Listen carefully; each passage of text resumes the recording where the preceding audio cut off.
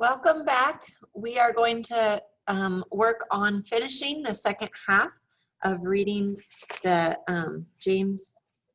the Voyage of the James Caird. We are on page 184, paragraph 22. And again, if I write something on the book, I want you to write it on your book as well. And I just seem to have misplaced my pen, so let me get a new one.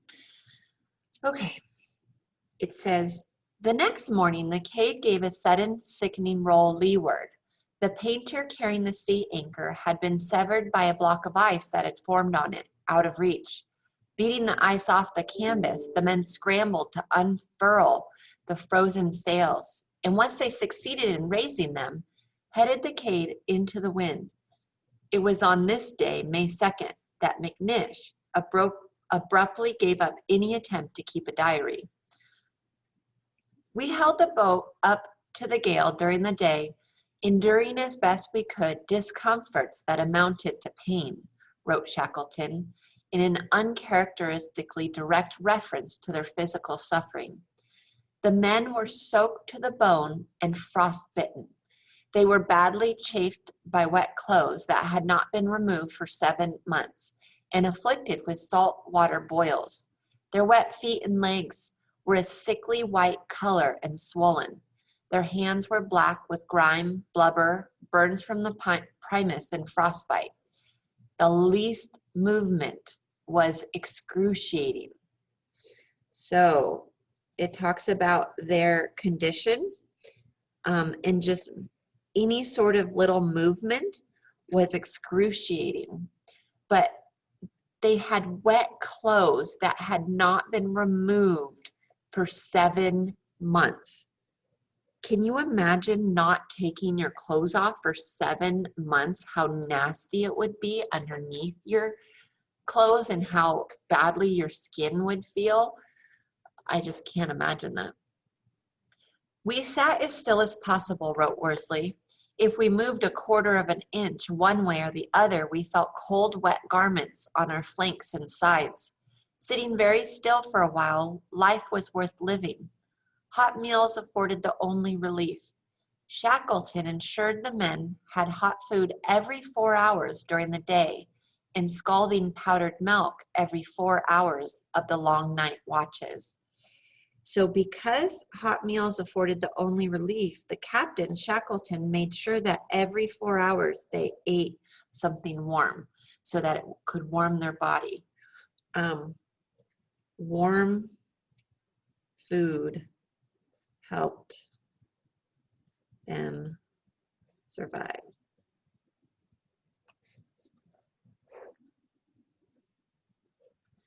Two of the party, at least, were very close to death, Worsley wrote.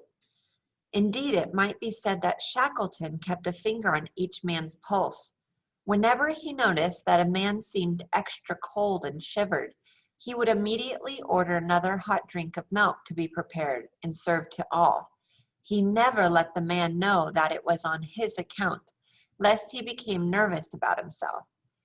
To stave off cold, they also drank the blubber oil that had been intended to calm the troubled seas.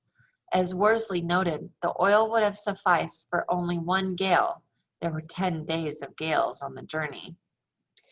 So he would give hot drinks to all of the men so that the man that he thought needed it the most wouldn't notice and wouldn't think that they were too weak, because as soon as that person stopped trying, as soon as that person gave up, then they were more likely to perish and not survive. Their ordeal had already taken a heavy toll on Vincent, who from late April, to use Shackleton's enigmatic words, had ceased to be an active member of the crew.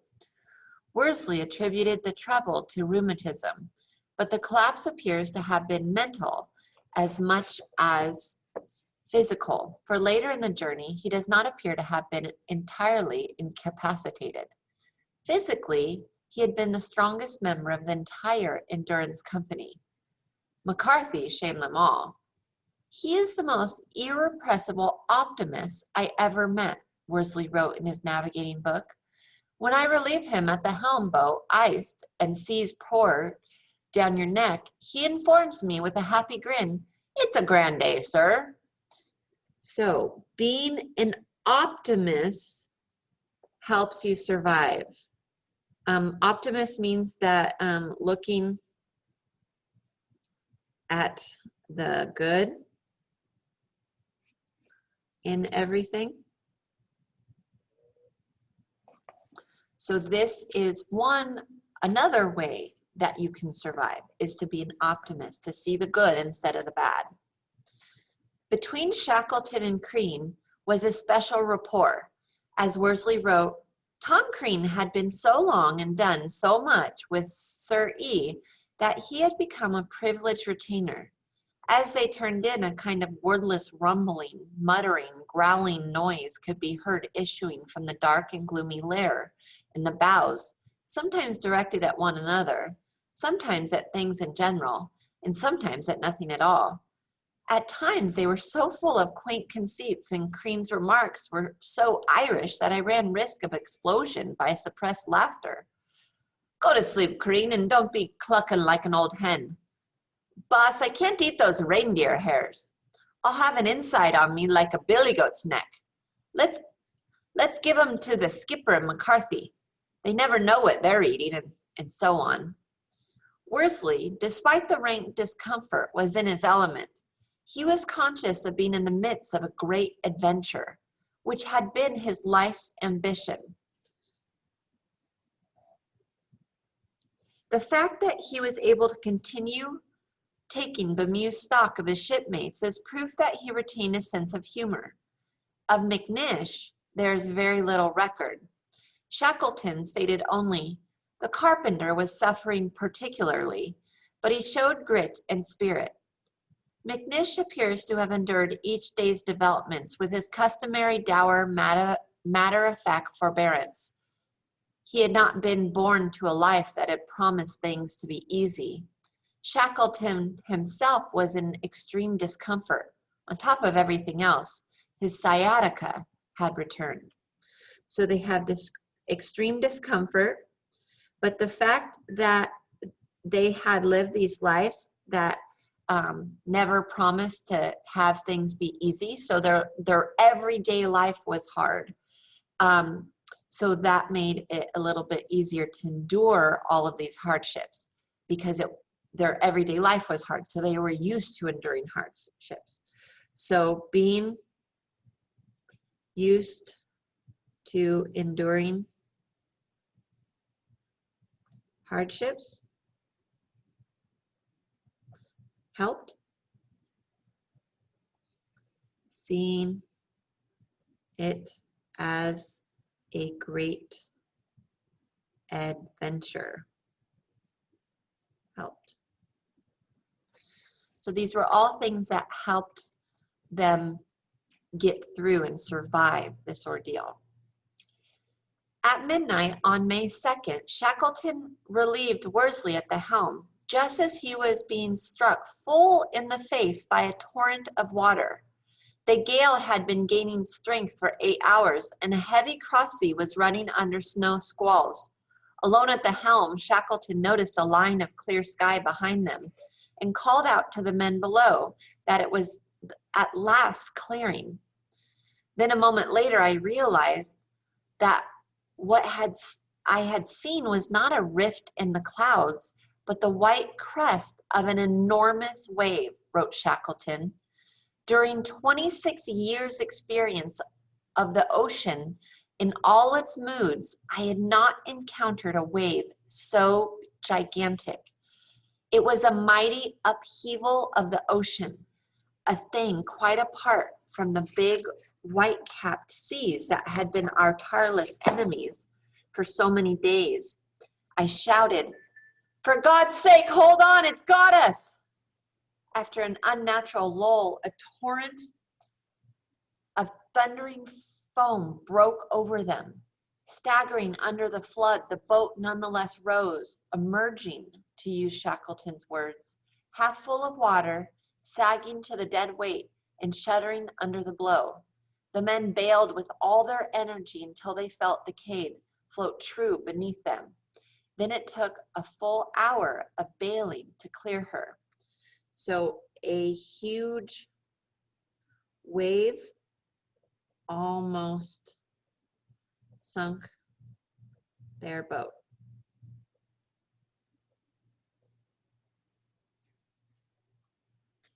On the morning of May 3rd, after blowing for 48 hours at its height, this fierce, bitter gale at last subsided, and the sun appeared amid great, clean, cumulus clouds. The sails were unreefed, and the wet sleeping bags and clothing were hung from the mast and the deck as they set course for South Georgia Island. It was still clear and bright at noon, enabling Worsley to take a sighting of their latitude. They had been 6 days without taking an observation.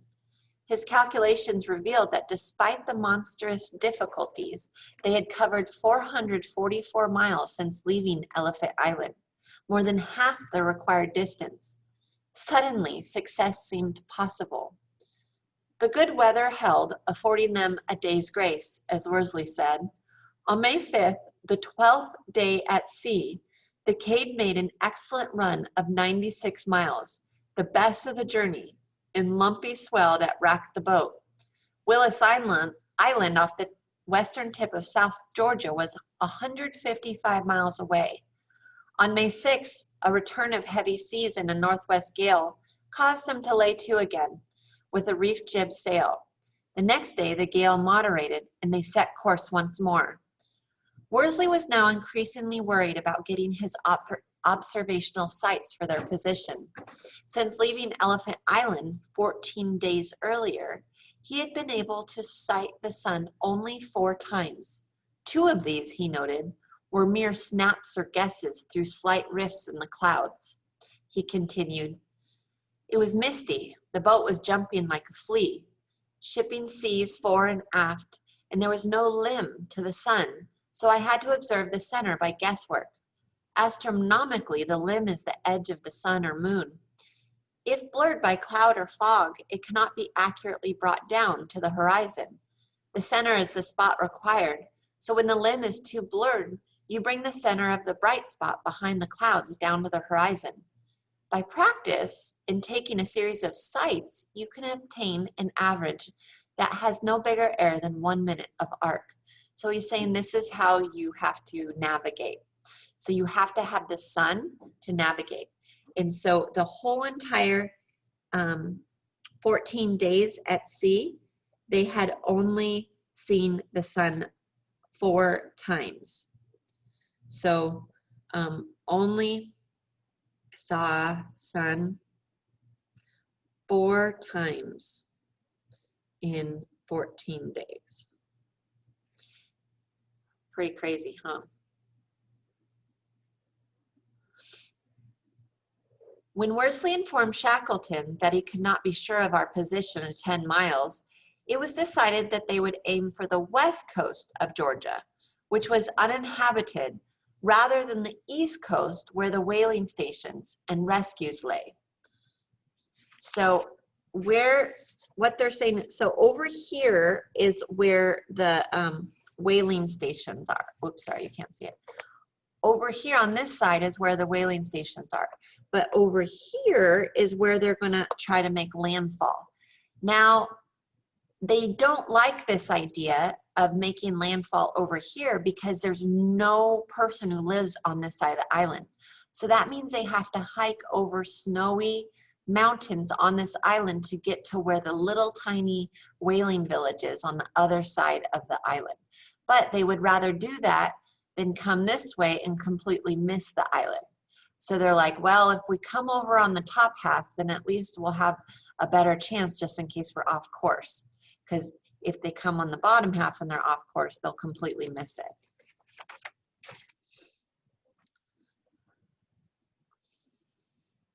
This ensured that if they missed their landfall, the prevailing westerlies would carry them towards the other side of the island, where they to fail to make an easterly landfall directly, the westerlies would carry them out to sea. If Worsley's calculations were correct, the James Caird was now a little more than 80 miles from South Georgia Island. Before darkness fell on May 7th, a piece of kelp floated by. With mounting excitement, the crew sailed east-northeast through the night, and at dawn on the 15th day, they spotted seaweed. The thrill of anticipation made them momentarily forget the most recent setback. One of the kegs of water was discovered to have become brackish from seawater that evidently got in when the Caird had almost capsized shortly before leaving Elephant Island. They were now plagued with mounting thirst. So their drinking water got full of salt water. So now they had no water. So here's another problem. They're about to make land, but there's no water. So the fact that they see kelp and they see seaweed. Kelp and seaweed only grow in the shallow waters by land. And so if you see kelp or if you see seaweed, then you know you're close to land. So that was a huge victory for them. However, they realized that they had no more drinking water left. Cape pigeons, so now they're starting to see birds too. Cape pigeons, such as they had admired so many months before at Grytviken, made frequent appearances, along with mollyhawks and other birds whose presence hinted at land. So they found kelp, seaweed, and birds. So it told them that land was close. Worsley continued anxiously to monitor the sky, but heavy fog obscured the sun and all else that might lie ahead.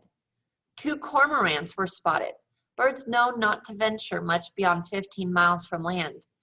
There were heavy, lumpy cross swells, and when the fog cleared around noon, low, hard-driving clouds bore in from the west-northwest with misty squalls. Then at noon, McCarthy cried out that he saw land.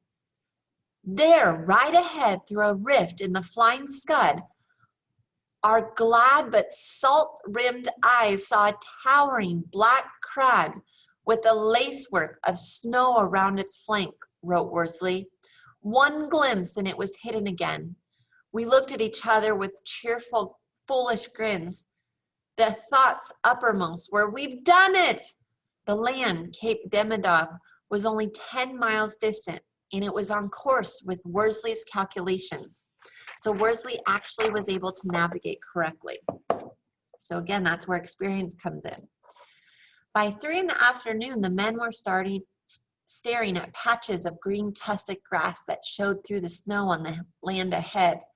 The first living vegetation they had beheld since December 5th, 1914, 17 months before. So that was the very first sign of any sort of grass or green vegetation they've seen for 17 months because everything around them was just ice and frozen for that long. So 17 months they have been at sea. It was impossible to make, that's not just the James Caird version of Voyage. It's 17 months of their entire trek. It was impossible to make for the whaling stations. The nearest lay 150 miles away, or formidable distance given the conditions and changing winds. Also, they had been without fresh water for 48 hours. 2 alternative landing spots were considered. Wilson Harbor, which lay north but to windward and thus impossible to reach, and King Haakon Sound, which opened to the west, where a westerly swell shattered on jagged reefs, spouting surf up to 40 feet in the air. Our need of water and rest was well nigh desperate, wrote Shackleton, but to have attempted a landing at that time would have been suicidal. There was nothing for it but to haul off till the following morning. As he well knew, making landfall could be the most dangerous part of sailing. So, even though they were so close to the shore, they could not go to the shore, because if the waves were to take them right into a rock, then the boat would break apart and capsize. So they cannot, they have to go somewhere where it's calm and where there's a beach where the boat can go in without fear of hitting rocks. Now, this island is in the Arctic Ocean where there's lots of waves and lots of swells and lots of rocks. And so it's very hard for them to find a spot to find landfall. So now they have the risk of dying of thirst before they can land their boat in this land that they can see right ahead of them. A stormy sunset closed the day, and the men prepared to wait out the hours of darkness. Although they were weak in the extreme, their swollen mouths and burning thirst made eating almost impossible. So they were weak in the extreme, and they had swollen mouths and burning thirst, and it was very difficult for them to eat. The small crew tacked through the darkness until midnight, when they stood to 18 miles offshore. Then in the bleak early hours of the morning, the wind strengthened and the Caird rose and fell, increased to a gale that showered sleet and hail upon the men. Although they hove to with only a reefed jib, they were shipping water and forced to bail continuously. By break of day, the Caird was trapped in a perilously heavy cross sea, an enormous swell that was driving them toward the coast. So now their little boat is filling with water, and they had to bail the water constantly. So they're totally weak, but now they have to fill up buckets of water and get the water to get out of the ship so they don't sink. And now there's going to be a heavy, heavy swell, heavy waves that are coming and getting them dangerously close to the coast. Rain, hail, sleet, and snow hammered down, and by noon the gale had become a full-fledged hurricane, whipping a mountainous sea into foam and obscuring every trace of land. So they are in sight of land. When they are in sight of land, a hurricane hits. Hi. Today's work, where would you like me to set it? Just in the basket? Yeah, okay. Sorry about that. I had someone come in my room, but it gave me a chance to look for a picture of South Georgia Island. So this is a panorama of South Georgia Island that they were coming to. And one of the members of the expedition, Frank Hurley, actually took this picture before they departed South Georgia Island. And you see how rocky it is, how mountainous it is, and how just, snowy it is and everything. And the whaling station on South Georgia Island is absolutely tiny, the area where it's actually inhabited. So I'll just show you some pictures of South Georgia Island. So this tiny little village on South Georgia Island is the whaling station that they were trying to get to. You can just see there's just a few buildings, and that's it. And that is the only area where there is people on South Georgia Island, and the rest of it is just mountainous, and they're going to end up having to cross that if they get to shore.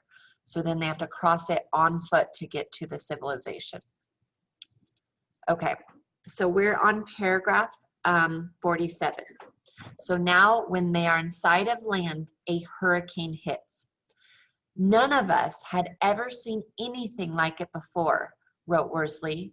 The storm, he continued, was driving us harder than ever, straight for that iron-bound coast. We thought, but did not say those words, so faithful to the seamen, a lee shore. At 1 in the afternoon, the clouds rent, suddenly exposing a precipitous front to their lee. The roar of breakers told them that they were heading dead for unseen cliffs. In desperation, Shackleton ordered the double reef sails set for an attempt to beat into wind and pull away from the deadly course. So now they're on a deadly course about to go into unseen cliffs.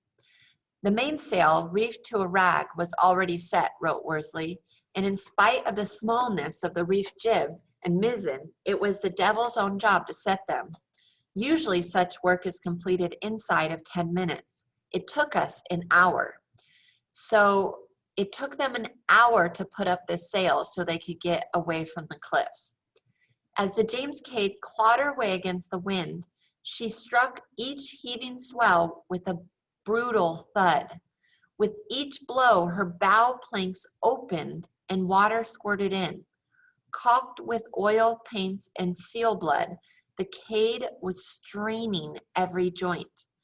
5 men pumped and bailed while the 6 held her on her fearful course. She was not so much as inching forward as being squeezed sideways. At intervals, we lied, saying, "I think she'll clear it," Worsley wrote.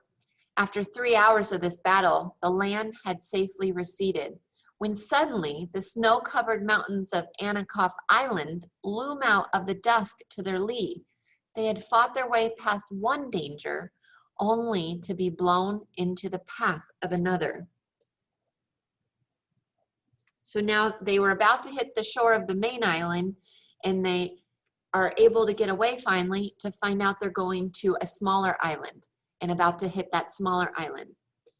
"I remember my thoughts clearly," wrote Worsley, "regret for having brought my diary, and annoyance that no one would ever know we had got so far." "I think most of us had a feeling that the end was very near," wrote Shackleton. It was growing dark as the Caird floundered into the backwash of waves breaking against the island's precipitous coastline. Suddenly, the wind veered round to the southwest. Coming about in the foaming, confused current, the Caird sheered away from the cliffs and from destruction. Darkness fell, and the hurricane they had fought for 9 hours abated. "We stood offshore again, tired almost to the point of apathy," wrote Shackleton. "The night wore on. We were very tired. We longed for day." So finally, after 9 hours, the hurricane went away. Then, when the morning of May 10th dawned, there was virtually no wind at all, but a heavy cross sea. After breakfast, chewed with great difficulty through parched lips, the men steered the Caird towards King Haakon Bay. The few charts at their disposal had been discovered to be incomplete or faulty, and they were guided in part by Worsley's instinct for the lay of the land. Setting course for the bay, they approached a jagged reef line, which in Shackleton's words seemed like blackened teeth, to bar entrance to the inlet. As they steered toward what appeared to be a propitious gap, the wind shifted once again, blowing right of the bay against them. Unable to approach directly, they backed off and tried to tack in, angling for entry. 5 times they bore up and tacked, and on the last attempt, the Caird sailed through the gap and into the mouth of the bay.